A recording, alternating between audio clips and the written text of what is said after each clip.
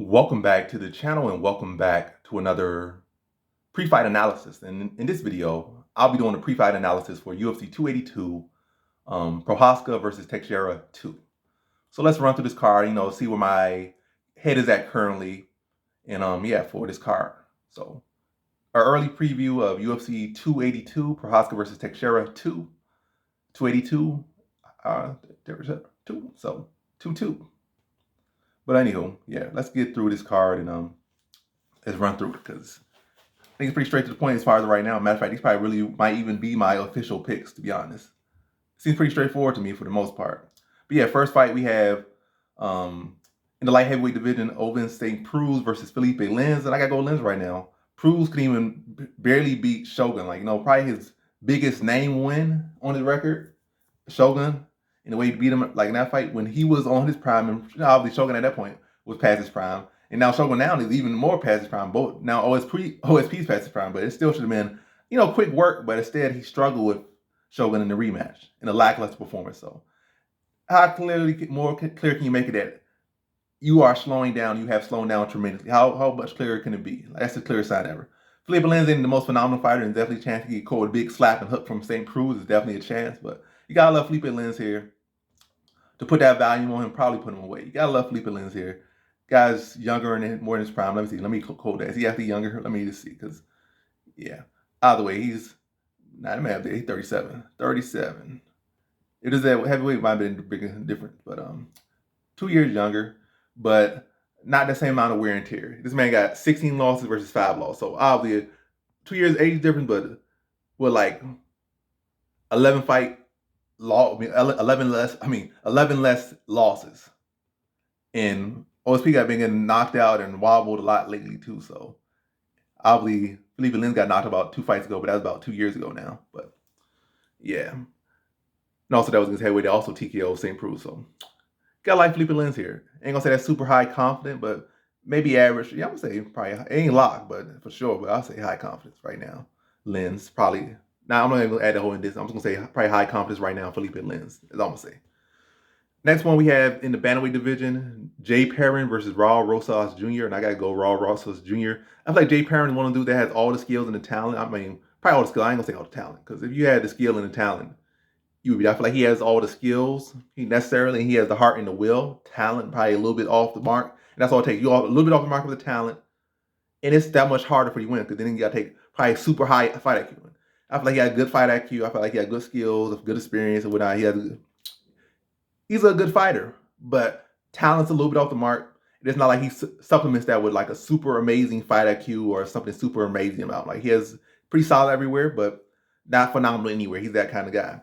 And Raul Rosa Jr., I just feel like, and also that lack of winning ability at this level, like, it follows you. And I feel like his last fight he should have won, to be honest. I didn't pick him, but he should have won. I feel very close fight, but I feel like he should have won. And so it's like, dang, it's a combination. Judges not really favoring you on these decisions. The other fights, you're just not measuring up. They get a younger fighter in Raul Rosa Jr. It could very much end up being, my first fight going to definitely go to the decision. And Jerry Perrin probably definitely give him like, some good work. Ain't gonna be easy fights, gonna be a hard fight for the young kid. But Raul Rosa Jr. probably gonna find a way to win. Probably gonna out grapple him. I still think, even though he's a young kid, he has to be a very big body for such a young kid. And I think right now he should be able to get past Jay Perrin. Again, probably not the most impressive performance or prettiest performance, but I definitely think he should be able to mix it up, use that size, and just be able to latch on to Jay Perrin and beat him to a decision. I think Perrin's gonna do a good job to defend it. But I think Raul Rosa Jr. will be relentless and make this a very, smothering fight as much as he can make it to get his hand raised in this one. Not the easiest fight for a young guy. Loki look like it's a build-up fight, but Perrin's a very solid dude. Perrin ain't an easy fight for no one, to be honest. We saw him game Miguel Baeza. I'm saying Miguel Baeza. It's probably not Miguel Baeza. I'm forgetting that dude's name. I'm saying welterweight name. Saying the welterweight name. Let me pull that. He's Mario Batista. Not Baeza, Mario Batista, who's a very solid fighter. But that was on short notice. But nonetheless, the fact that he go to decision with him, like where he's right now stopping everybody right now, that just shows how good Perrin is. Perrin's a very solid, underrated fighter, but not really showing to be a winning fighter right now. And a lot of times guys could give a lot of people tough tests, but you can't beat nobody. You can't get your hand raised. Tough situation. So Raul Rosa Jr. right there, I'm gonna say about average confidence right now. Next fight we have in the bantamweight division, Ronnie Lawrence versus Cameron Simon. I feel like Simon could definitely have a good shot in this one, but I gotta go Lawrence right now. Probably about average comp. I ain't gonna go high comp because Cameron Simon, like, we still gauging this kid. Like, this kid can so young and could put that surprise factor. But I feel like Ronnie Lawrence right now should be the match him or surpass him in the wrestling and grappling department.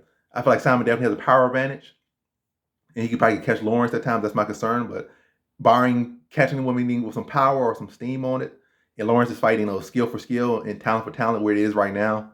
I feel like Lawrence is like, he's kind of near his prime, whereas Cameron Simon's like 10 years from his prime. So, like, gotta like Lawrence here. But hey, if the kid want to be special, this is definitely a hard fight for him. And if he can beat Lawrence in any type of fashion, it really speaks to how special he is. But can't hold it against him for losing. But hey, props to taking the test. But again, don't want to get too caught up in this young guy trying to take all these big tests as soon as you can take them, because then nobody gonna care for you when you start to get 5 losses. Like, oh, he a flop, he this or that. Like, that's the nature of the game. So, not the smartest move, but if he can do it, definitely says, oh, this guy is definitely special. High risk, semi-high reward, but ultimately I feel like the risk versus reward really more so in favor of the risk. Even if he does beat Lawrence, like, well, Sayakub Kakramano beat him too, so he beat him more impressive, like, or bought him clean, so like they ain't gonna size too much. He would have been the first person to beat Lawrence in UFC. It'd probably been like a bigger thing. Or if Lawrence had, been further along, but I feel like skill wise, Lawrence is further along.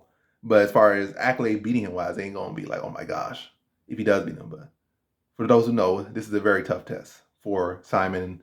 It don't make the most sense right now for him, to be honest. He's trying to really build him. I mean, he's young and he got time to take these fights. They could definitely give him some much easier fights, I feel. And it's like, wouldn't even be a case of, oh, you're trying to build this young guy. You're trying to give him padded record. This guy coming in his first fight, like 20 years old, and he already getting harder fights than Paddy Pimblett, who had already been established, been a champion, a semi-world champion with Cage Warriors or something, Cage Fury, been a champion at level. So that's all I'm trying to say. The next one we got in the flyweight division. Well, yeah, flyweight division, Daniel Da Silva versus Vinicius Salvador. And this one I got to go Salvador. I just feel like Da Silva's okay. He got good skills overall, but seemingly no cardio. I feel like Salvador got some heavy hands, better boxing, and should be able to extend him out the first round and probably be able to stop him in the second or third, probably second round. And probably about, I'm going to say, high confidence Salvador right now in this one. Next one we got in the middleweight division, Chris Curtis versus Joaquin Buckley. I'm going to say Joaquin Buckley. So Curtis versus Joaquin Buckley. I could go Joaquin Buckley. I feel like both kind of similar size. Buckley was giving up a lot of size in his last fight. The guy was like 6'3", and Buckley like 5'9", whereas Chris Curtis like 5'10", 5'11". So only like a 1 inch, 2 inch height differential. I feel like Buckley's more explosive. He's a younger fighter. I feel like he's the better wrestler. And I think he should win this one right now. I'm not going to say average comps. Chris Curtis definitely, I feel, has the cleaner, more consistent hands. But again, a lot of times he can be looking and waiting on opportunities. And I feel like Joaquin Buckley could take advantage of the fact this guy looking for counters, or this guy looking to, fight at his pace for the most part. Or maybe even engage him in the brawl. Like, if he want to have that gym brawl like he loves to have in the gym with him and Sean Strickland, maybe Buckley can meet him in that. And have the faster hands, heavier hands. Chris Curtis is bulking up. That's probably good for him, but I don't think Buckley's necessarily going out there to have a wrestling approach, and I don't think Chris Curtis is bulking up to have a wrestling approach. So I just feel like that bulking up not really going to help him too much. I feel like what helped Chris Curtis at his weight class was his speed. The fact that he was a former welterweight. He put a little bit of size on just enough, and he was faster and sharper than these guys, or at the level he was fighting for the most part at middleweight. So he was, beating a couple of these guys, but I don't think putting on size is really going to help me. Mentally, he might help him, but as far as, I don't think it'd help him too much. But hey, we'll see. I got to go Buckley right now. I just feel more stuff leaning to his side right now, as far as what I've seen. And then to our next fight, we have in the heavyweight division, Jairzinho Rozenstruik versus Chris Daukaus. And so far, Chris Daukaus is he got knocked out by a wrestler. He got knocked out by Derek Lewis. But yeah, I wanted to say in this one, I got to go Jairzinho Rozenstruik probably by knockout. Well, by knockout. I'm not going to say by, probably. I'm saying by knockout. I don't think Jairzinho Rozenstruik go out there and fights until the sitting. Jairzinho Rozenstruik, when he wins, he knocks people out. So Jairzinho Rozenstruik by knockout. I feel like Daukaus is the biggest factor in this fight. Biggest factor in this one could potentially be grappling, but he already 7, 8 fights in the UFC and probably exaggerating a little bit or probably off by a little bit. But if you haven't really shown that approach to even really initiate grappling like that, and you're this far in and you already been knocked out like twice, I don't think you're going to show it now all of a sudden. Already, you're all that great at it now. And also, Rozenstruik has been there with some decent grapplers or decent okay. Well, yeah. I've been with, I'm talking about as far as he's beaten. Maybe Overeem. Overeem grappling I feel is higher than Dawkins, and it's not like I haven't really seen. Well, I'm gonna say is the only person who really had consistent success in the grappling. Well, Overeem did, but obviously got knocked out. And Blaze obviously did, but Blaze is literally the best wrestler in this weight class right now, actually. So can't hold that too much against him. And I feel like his technique at defending wrestling and grappling so far isn't the best, but also, I mean, isn't technically the best, but it's effective enough. It's workable, similar to how Derek Lewis is, who also knocked him out. His grappling defense and approach to that isn't the cleanest, isn't textbook, but it works. That's what I'm saying. So a similar approach, it works, and it's not like Dawkins has been super effective, super putting extra work and really showing that work in the cage to the point where I say, oh, this could be a big factor. I can't really rate this. So most likely going to be a striking matchup. And Dawkins right now in similar fights is like 0-2. And I got to go lean to that trend. And I feel like Jairzinho Rosenstruck adds a third L to that. So Jairzinho Rosenstruck. Then to the next one we have in the featherweight division, Eric Silva versus TJ Brown. And this is clearly a momentum pick. We don't really know just where Eric Silva is, but we kind of know where TJ Brown is. We know he's inconsistent. We know he got beat his own game in his last fight. I feel like Eric Silva is a little bit cleaner of a striker. And I don't know where he's grappling at, but I feel like it's a momentum pick. I feel like Brown kind of fading off. Like Eric Silva's coming in with confidence. I got to link to that confidence that he's going to build upon his game, whereas TJ Brown's going to be, have that be on the chopping block and not really fully be there. So I got to go Eric Silva. I'm probably say average confidence. I ain't going to go high or nothing. Because, again, Eric Silva really ain't showed us who he is just yet either. And his last fight, he literally went in there with a kickboxer who was, like, very fresh in the UFC, and he grappled him. So, like, the guy that literally had no ground game, that's what you did. So it's not like that was a super impressive win.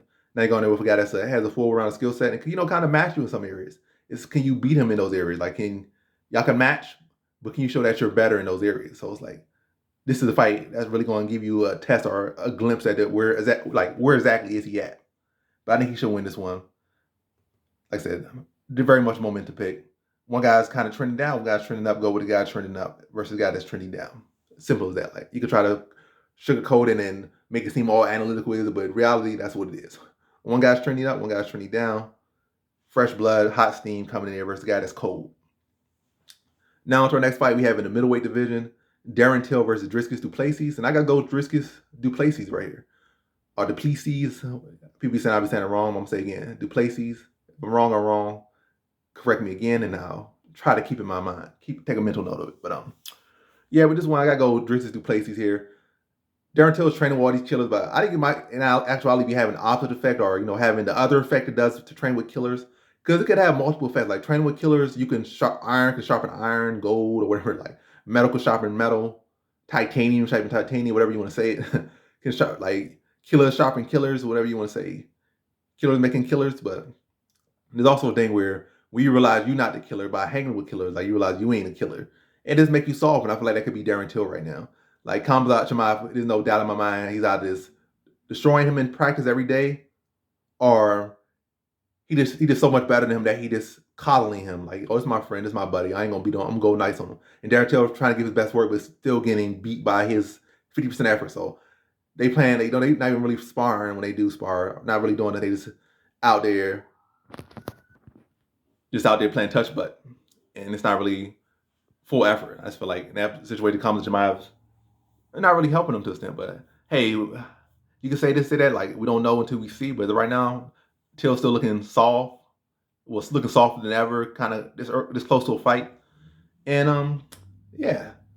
Also, he's been partying a lot, so like I don't know, like I definitely don't think his mental there. I feel like he's trying to tell himself there, or he's trying to tell himself he's this and that, and trying to put himself in a position that say, oh, I'm doing this, I'm hearing that. But as far as mentally, I feel like his mind telling him the opposite. Like what he's outwardly trying to say is different from what's actually going on inside his head. I just feel like, for all these guys, I feel like he's going there with all these killers. I'm trying to remember that middleweight guy, Kyle Barala. Barala probably dogging him in practice. Khamzat Chimaev probably dogging him in practice. He probably even get outboxed in practice by Sean Strickland and stuff when he kind of come around with them. So yeah, I don't know where he's at mentally. Might even be getting touched about Chris Curtis too, like when he sparred with them. So like, I don't know. But all I'm trying to say is, I feel like he never really had the greatest heart ever. Like he never been that guy you would see rally from performance or be the best when it gets tough. So I gotta go Dricus Du Plessis here. I feel like Du Plessis has shown that hard. We have seen him get dropped, get back up, fight. We see him go out there and have these scrappy fights, back and forth fights, and win. I mean, Darren Till been in some close fights where at least one close fight that he won, and that was the Stephen Wonderboy Thompson fight. But he was kind of like, it was a close enough fight, but he was never really down bad in that fight, or he was never really super hurt in that fight. It was a really high level point fighting match. Or you can look at the Whitaker fight. Obviously lost the fight, but he fought his heart out in that one. But I still think he's strong start but faded. So I feel like Duplessis can be strong early, or he could be strong late, or he could be both. Well, can definitely be both. But I feel like Darren Till, his best thing is to winning wise is to get off to a good start, not end the fight or maintain or try to hold on. But I feel like Duplessis can go out there, just really probably maybe have some issues with Darren Till's counter hooks early on, and some of his power punches, his counter shots early. But also got to remember, Duplessis has a grappling game as well that's pretty underrated. I feel like he can mix that up. Probably take some shots, get hurt, go for takedowns, and just really just overwhelm, take Till down, touch with some power, and his Till starts to fade. Just really just be suck the life out of him, and maybe even submit him or ground and pound TKO. But gotta go Duplessis here. I'm probably gonna say, I'm gonna say high confidence right now. High confidence Duplessis is a right now. Now to our next fight, we have in the featherweight division, Billy Quarantillo versus Alexander Hernandez. And I got to go I'm not saying Alexander. I'm not going Alexander Hernandez. I got to go Billy Quarantillo right now. I don't know why I said it. Maybe that's foresight. Hernandez going to pull out an upset or a minor upset. But I got to go Billy Q. Like right now, the trend of going down is not the most successful right now. Going up, looking pretty lucrative right now. Looking pretty good right now. But going down, especially when you're not looking the best, it is like almost a recipe for an L right now. A recipe for L. Like you're giving free L's out. And yeah, I feel like Hernandez dropped down, probably gonna have some cardio issues. Probably going to have to spend more time working on cutting weight than actually improving upon himself. So he's probably gonna be less skilled, and he's going down. He's gonna be slower compared to these guys at a lower weight class, and he's gonna have to do a lot of adapting, adjusting. The fight that probably already would have been close, even if it was at 55. Now you're going to 45, and you put extra stresses on yourself. And yeah, the trend is like when you go down, you're super superior to a guy. Like, hey, it don't matter as much. It still matters because I still see people struggling against people that probably would destroy it in the same weight class or etc. But you'll be winning. But when they go down and it's like the level's already even, and you drop down a weight, like the math is like you beneath them now. Even though y'all the same weight class, but you kind of like say you spend all this time cutting weight, trying to adjust your game. Then you go in with a guy that's faster than you, fresher than you, because they more used to this weight cutting, they're moving around better, and you feel like you got 10-pound, 20-pound weight on you, and you feel like you dehydrate. And your chin's more susceptible. But yeah, I gotta go Billy Q. I thought Billy Q definitely could push the pace, maintain the pace. He definitely can wear a guy down. I feel like Hernandez come on to a good early, probably try to touch on some steam, but Billy Q got a good chin. Should be eat the power. I'm not saying he should rely on that chin, but I feel like he can take whatever Hernandez could bring early and then just work him and drown him late. I don't think he stops him by doing this thing.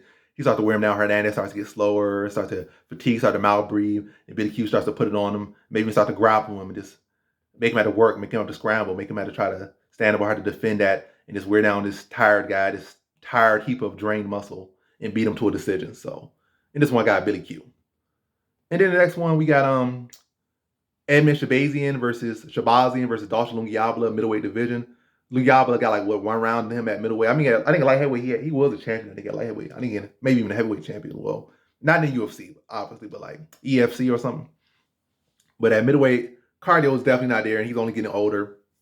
And he really ain't got an actual skill set at his weight class. I mean, the skills are still there, obviously, but as far as like, I'm trying to say he don't really got a rhyme to his reason right now at this weight class in this point in life. Like he kind of like try to go out there and muscle you around, try to throw you down on the ground, try to explode and hit you with power. But as far as I'm gonna take him down, submit him, I'm gonna take him down, wear on him, and it's not really a clean structured game. But like he just go out there almost with no approach, or he probably does have an approach, but he can't even follow through on that approach. So kind of like Edmund Shabazian, I feel like the grappling and power could be a little problem early, definitely with Shabazian's wrestling deficiency. But then again, Luke Galba is not even a wrestling background. I think he has a judo background. But yeah, it's not like I said, even his little area where he can potentially kind of try to lean to him, it's not even a clear path to that. And also on top of that, not having the cardio. So yeah, he might look good for one round, but I just think eventually Shabazian starts to set him up, bring those hands down, especially when Luke Galba already doing overhand, dropping his hands low. I feel like Shabazian gonna put a big toe right on his temple and knock him out second round. After like maybe a rough close round that might go Lungiabla. I feel like Shabazian takes advantage of him. He fatigues into the second round, starts to defend his takedowns, and just mix him up on the feet and puts him out second round. So in this one, I got Edmund Shabazian right now. And then next one we have in the featherweight division, Bryce Mitchell versus Ilia Topuria. And right now I got to go Topuria right now. I'm going to go average confidence. I think originally I was going high confidence, but I go average confidence. Bryce Mitchell got that country strong chin, and Ilia Topuria, I think he has a cardio issue, I think, to be honest. Like, even look at the fight, but that was like his debut, and I think it was on short notice. I'm forgetting the dude's name right now, but Yusuf Zalal, solid fighter. It ain't like he was in with a scrub. He was in with a solid fighter. But he did start to fade as the fight went on. And Bryce Mitchell will push a pace. He can maintain a pace. And he'll look to attack him in the grappling, look to attack him on the feet, look to attack him everywhere. He's not going to be hesitant in any area to challenge Topuria. He will be respectful of the power. I think Topuria will touch him with that. But Bryce Mitchell got that. He's still young enough, like 28. Chin still sturdy. I know Topuria got great power, but Mitchell might be able to tank it to some extent and make this fight very interesting down the stretch. So that's where the concern coming in. But I feel like Topuria, like at least initially, should be able to defend the takedowns well and should have the skill advantage. She'll have the advantage everywhere. Should be the more technical striker, should be the heavier hitting striker, and should be able to keep this fight where he can definitely have a strength, and maybe even mixing his own takedowns. But overall, I think he's the better fighter. But my issue is, can he be clean through 3 rounds? Can he fight? Keep consistent pace to win 3 rounds, or can as long as also we know he can potentially stop the fight. We know he has the power to do that. But if he can't do that, can he still be good through 3 rounds without getting the stoppage and not look fresh and not look exhausted? But that's why I dropped the average, because if Mitchell had any bit of chin issues, or he was had probably like an average chin, I would go. Yeah, if he had an average chin, I'd probably go to Poirier, probably high confidence, because he could definitely stop takedowns and he could definitely find that chin. But yeah, still, I said average. I would probably go high confidence for Poirier. Matter of fact, if it was average chin, I'd probably go lock confidence for Poirier. But the fact that Topuria's cardio is a bit of a question, and the fact that Mitchell is still young, still has a sturdy chin, and can potentially tank those shots and push the pace on him later, that drops it down to average. But yeah, now next one we got in the lightweight division, Paddy Pimblett versus Jerry Gordon, and I gotta go Paddy Pimblett right now, probably like average confidence. I feel like Jerry Gordon has all the skills and experience to, he has everything he needs to cause Pimblett issues, and not only cause issues, but to beat him as well. But I feel like this going to show shades of old Gordon, or at least when he does lose. Obviously not his last fight where he's got completely outskilled, but the loss is probably, losses more so before when he gets caught. Like, he fights pretty good. He fights to be outpacing just about everybody he fights. Matter of fact, every single person he has fought that he's, matter of fact, outside of his last fight where he lost, I think every fight in the UFC he has literally outpaced every guy by a pretty solid clip. Maybe put him averaging 100 plus strikes landed in fights. So the man can definitely push a pace. Definitely got a good all-around skill set, well trained, good mind on him, good head on the shoulders. But we have done seen fights where he's leading clearly, then he gets caught and he loses. I think that's going to be the case when Pimblett has been having that slow start, at least for the most part, until you tag him, then he tag you back. You may have kind of a slow start. Stuff like Gordon will have success in this one early. Probably a very close fight. Probably lose the first round. Second one probably be questionably close. We don't know who won that one, but Paddy Pimblett being the star, probably going to get that one round to him. Third round, I'm saying all this to still say that Pimblett going to win, come from behind, probably knock him out third round. Paddy Pimblett probably going to start unleashing, probably catch him like a hook in third round. Gordon probably still be fresh. Gordon going to be exhausted, mouth breathing or nothing. Going to still be fresh. But Pimblett going to start to just, be aggressive, probably start doing flying knees, doing hooks, spinning back fists, front kicks, and really just bite down the mouth, he starts swinging, and Gordon going to get caught up in that, probably get caught with something wonky on the feet. Hurt, wobbled, and Pimblett probably going to take his back and tap him out third round. But very close fight, very scrappy fight. In the first real big test of Paddy Pimblett's career in the UFC. So, but I think he gets it done. Average or low confidence right there. Down to our next fight we have in the welterweight division, Ponzinibbio versus Robbie Lawler, or Santiago Ponzinibbio versus Robbie Lawler. And I'm not even going to talk about this one, to be honest. Robbie Lawler they both up their age, to be honest. So it's definitely it's definitely options in a sense, but I'm going to go average confidence Ponzinibbio still. I should say high, average, wow, you're going to just go average in there? Robbie Lawler's clearly done, but I ain't been all that impressed with Ponzinibbio either, to be honest. So that's why it's average. That's as simple as that. I ain't been all that impressed with either. Lawler clearly on the L train. He got one win over another old guy, Nick Diaz, but he clearly on the L train. He on the 5-6 fight. He looked 1-6 in the last 7 fights. So got to go Ponzinibbio there. like to push pace on him and maintain that pace. And positive, you let him start a pace on you, he gonna maintain that pace for good. Like that man get a good start on you, good luck getting back in the fight. And Robert Lawler does have a tendency when he starts to put that back foot to just try to roll with shots and be on the defensive, and then maybe every now and then look for a counter. And Positively will take full advantage of that. At this point, Robert Lawler probably would have been like decision loss, but now he getting TKO by round by arena. I gotta go say Ponzinibbio gets you out of there. I'm gonna say decision. Like two guys that ain't been looking the best. I'm gonna say decision. Ponzinibbio wins and losses have been decisions as of late, so I'm gonna stick with the decision trend. And like I said, it's not like he's the young 30, 31-year-old guy that's hot and got some steam. He's not. That would have been a stoppage at this point. But Ponzinibbio, who been decision, and win or lose, decision, gotta go decision. He ain't got the same steam he used to have on his punches. And then the next one we have our co-main event, Jan Blachowicz versus Magomed Ankalaev. And I gotta go Manko Panko. Jan Blachowicz versus Magomed Ankalaev for the co-main event in the light heavyweight division. I gotta go Magomed Ankalaev. I'm gonna go high confidence. No disrespect to Jan Blachowicz, but I feel like Ankalaev could blanket him on the feet. I mean, against the cage and the clinch, all on the ground. I feel like this is a bad stylistic matchup, and he's 30 years old. I thought he was actually 33, so he's like 3 years younger than I thought he was. Just entering his prime, really. Solid fighter, solid talent. Definitely got the striking, definitely got the grappling. And also, you're not going to play the kicking battle so much with Blachowicz. He's going to be looking into a punch, get in, clinch, look for takedown. He might throw some kicks, might throw a couple kicks, but he really ain't playing the calf kicking game. He ain't playing that game, the hopscotch calf kicking game. With Blachowicz is good at beating fighters who wants to, kick with him. Like Blachowicz is low-key proven very skillful at dealing with kickers. Like, shut down Adesanya, what's his name? Well, not broken, but injured, I